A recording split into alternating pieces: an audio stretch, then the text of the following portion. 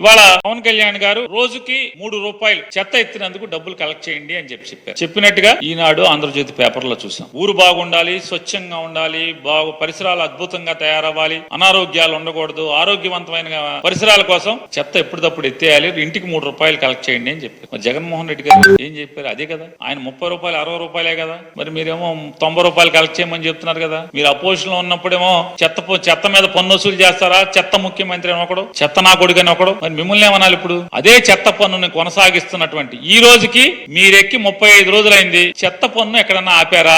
ఏ ఊర్లో ఉన్నా ఆపారా? ఏ మున్సిపాలిటీలో ఉన్నా ఆపారా? చెత్త పన్ను ఆపలేదు కదా. ఆపకపోగా అద్భుతం ఇది చెత్త పన్ను అనేది. ఇది జగన్మోహన్ రెడ్డి గారు రోజుకి ₹2 వసూలు చేశాడు. కాదు ₹3 వసూలు చేయండి అని మీరే చెప్తున్నారు. జగన్మోహన్ రెడ్డి ₹2 వసూలు చేశాడు రోజుకి, మనం ₹3 వసూలు చేద్దామని చెప్తున్నారు. జగన్మోహన్ రెడ్డి గారు అధికారంలో ఉండి ఇదే పని చేసినప్పుడేమో చెత్త నా కొడుకు, చెత్త ముఖ్యమంత్రి అన్నారు. మరి మీరందరూ ఎవరైనా అడుగుతున్నారు.